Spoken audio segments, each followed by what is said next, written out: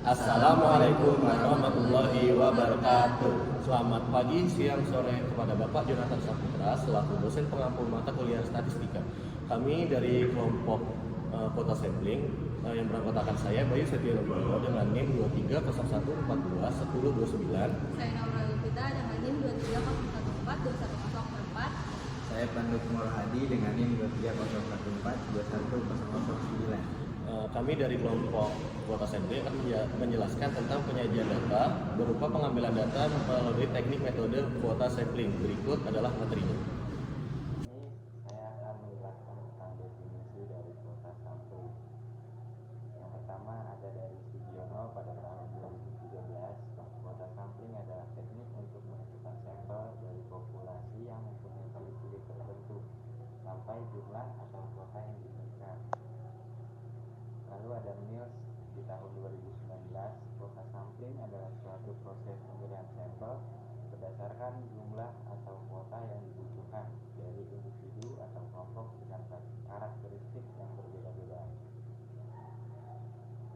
Lalu ada interpretasi dari kelompok kami, yang dimana kuota sampling adalah teknik pengambilan sampel non-probabilitas yang dilakukan dengan menetapkan jumlah atau kuota tertentu dari individu atau kelompok yang memiliki karakteristik berbeda dalam populasi. Lalu selanjutnya ada metode atau cara penggunaan. Cara penggunaan dari kuota sampling ini yang pertama menentukan jumlah variabel yang sangat terkait dengan pernyataan yang diselidiki untuk digunakan sebagai dasar stratifikasi. Variabel seperti jenis kelamin, usia, pendidikan, dan kelas sosial sering digunakan. Dengan menggunakan sensus atau data lain yang tersedia, tentukan ukuran setiap segmen populasi. Selanjutnya yang ketiga, hitung kuota untuk setiap segmen populasi yang sebanding dengan ukuran setiap segmennya. Dan yang terakhir, yang keempat, pilih kasus tipikal dari setiap segmen atau strata populasi untuk mengisi kuota. Selanjutnya di sini ada contoh penggunaan. Contoh penggunaan yang pertama, misalkan akan melakukan penelitian tentang pendapat masyarakat terhadap pelayanan masyarakat dalam urusan izin mendirikan bangunan. Jumlah sampel yang ditentukan ada 500 orang. Kalau pengumpulan data belum didasarkan pada 500 orang tersebut, maka penelitian dipandang belum selesai karena belum memenuhi kuota yang ditentukan. Bila pengumpulan data dilakukan secara kelompok yang terdiri atas 5 orang pengumpul data, maka setiap anggota kelompok harus dapat menghubungi 100 anggota sampel atau 5 orang tersebut harus dapat mencari data dari 500 anggota sampel. Ada contoh penggunaan kedua, yaitu misalkan penelitian mengenai kebiasaan membaca koran dari orang dewasa di Jakarta yang diperkirakan berjumlah 4 juta orang. Kategori kontrol yang dipakai adalah yang pertama adalah jenis kelamin, yaitu laki-laki dan perempuan. Yang kedua ada usia yang dikategorikan dari umur 18 sampai 31 tahun, lalu 31 tahun sampai 45 tahun, lalu 46 sampai 60 tahun, dan di atas 60 tahun. Misal, sampel yang akan diambil adalah 10.000 orang. Dan dari populasi diperoleh informasi bahwa yang pertama jenis kelamin, laki-laki sebanyak 60% dan perempuan 40%. Yang kedua usia yang kategori pertama 18 sampai 30 itu ada 40%, yang kedua 31 sampai 45 tahun itu ada 30%, yang ketiga 46 sampai 60 tahun ada 23%, dan yang terakhir di atas 60 tahun itu ada 7%. Atas dasar informasi tersebut, maka komposisi dari 10.000 sampel harus.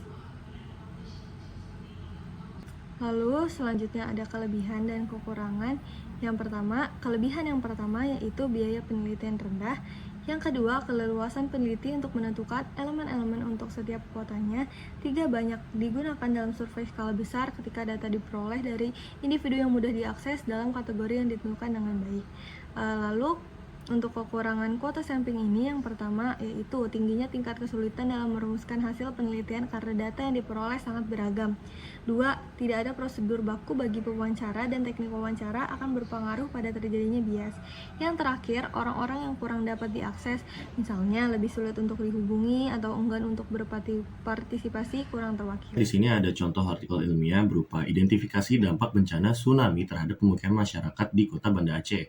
Nah, pada artikel ini peneliti menggunakan pengambilan data berupa kuota sampling, yaitu mengambil jumlah responden tertentu dari masing-masing kecamatan atau itu kuotanya dengan total responden yang ditetapkan sebanyak 100 orang dengan rincian kuota per kecamatan.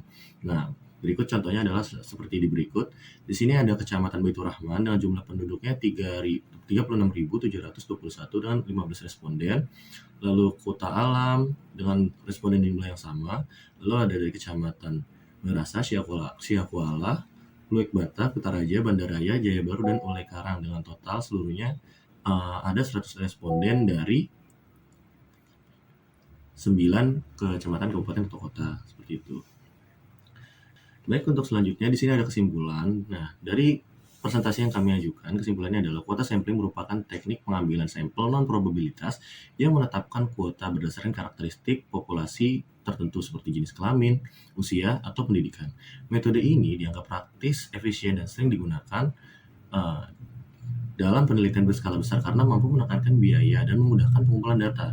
Namun, keterbatasannya terletak pada potensi bias serta kurangnya standar baku dalam proses pengambilan data, sehingga penerapannya perlu disesuaikan dengan tujuan dan kondisi peneliti agar tetap relevan dan dapat dipertanggungjawabkan. Selanjutnya di sini ada referensi yang kami ambil berupa sebagai berikut dari artikel metode penelitian kualitatif dan R&D dari Sugiono pada tahun 2012, lalu ada metode penelitian pendidikan dari Danuri dan CTM pada 2019, Educational Research Mills and Geoffrey 2019, lalu ada Introduction to Research in Education, edition dari Ari dan Donald 2010. Selanjutnya ada identifikasi dampak bencana tsunami terhadap pemukiman masyarakat di Kota Banda Aceh. Sekian dari kelompok kami, kurang lebihnya mohon maaf. Wassalamualaikum warahmatullahi wabarakatuh.